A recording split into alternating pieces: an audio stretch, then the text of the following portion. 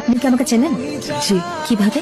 আপনি এনজিও অফিসারের সঙ্গে আমার মেয়েকে দেখতে হসপিটালে গিয়েছিলেন। জি, আপনি ঠিক বলেছেন। ইওর অনার, ওনার সাথে আমার দেখা হয়েছে হাসপাতালে। উনি যে এনজিও অফিসারের কথা বলছেন, তিনি নারী ও শিশু নির্যাতন প্রতিরোধ সংস্থার অফিসার। কিন্তু সেই সংস্থার অফিসার আপনার বাড়িতে কেন গিয়েছিল? উনি একটা ভুল তথ্য নিয়ে আমাদের বাড়িতে গিয়েছিলেন। ভুল তথ্য? আপনি কেন এসেছেন? আপনার মেয়ে জীবিত আছে কিনা তা দেখতে এসেছেন? আমি আপনাকে বারবার সাবধান করেছি, কিন্তু আপনি কথা কানে নেননি। দেখুন তার পরিণতি। আপনার নিজের সন্তান আপনাকে দেখে ভয় পাচ্ছে। আপনি একজন সাকসেসফুল বিজনেসম্যান হতে পারেন, কিন্তু বাবা হিসেবে আপনি ফেইলিওর। আমি আমার মেয়েকে দেখতে আসবো না? বাবা হিসেবে আপনি কমপ্লিটলি ব্যর্থ এবং আপনাকে সেটা মেনে নিতে হবে। আমি আসলেই ব্যর্থ। আমি আসলে একটা ব্যর্থ বাবা। উনি অ্যাডভোকেট মাহবুব। আমার ছেলে হত্যার আসামির বিচারের আয়োজন করা হচ্ছে। কি বলা উচিত? কংগ্রেচুলেশন। মানে ক্ষতির বিনিময়ে ক্ষতি দিয়ে ক্ষতিপূরণ। জানেন, আমার বুকের ডান সাইডটা ফাঁকা হয়ে গেছে, আর মাত্র এই বাম সাইডটা বাকি আছে। হায় আল্লাহ, তুমি দেখো। হ্যাঁ, যে তোমার মাকে অনেক আগে হারিয়েছো। আমি সত্যি সরি আপু।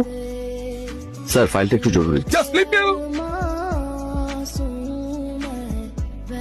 জীবন থেকে যদি অপ্রয়োজনীয় জিনিসগুলো এভাবে ছুটে ফেলতে পারতেন, তাহলে আজকে জাস্ট লিভ মি অ্যালোন বলে এভাবে চিৎকার করতে হতো না। কি চান এখানে? নিঃস্ব মানুষের কাছে কিছু চাওয়ার থাকে না, তাহলে এখানে কেন এসেছেন? প্রয়োজনে মানুষ মানুষের কাছে আসে। একটা কথা বলুন তো সাইম সাহেব, আপনি যতটা পৌরসত্ব বাইরে দেখান, ততটা পৌরসত্ব কি কখনো ঘরে দেখিয়েছিলেন? মানে এত কিছু হয়ে যাচ্ছে, আপনি কখনো আপনার বর্তমান স্ত্রীর ব্যাপারে কোনো পদক্ষেপ নিয়েছেন? ভয় পান স্ত্রীকে? কিসের ভয়? কারণ এই কাগজ। কিসের কাগজ? আপনার মৃত স্ত্রী সাইমার পোস্টমর্টেম রিপোর্ট। আপনার সাথে আমার আদালতে দেখা হবে। जिसने पूछा हमसे बिछड़े यार का। আদালত শুরু করা হলো। মামলা নাম্বার 125/2023। আইনের সাথে সংঘাত, অভিযুক্ত শিশু সিমরান। উপস্থিত আছে অভিযুক্ত শিশু।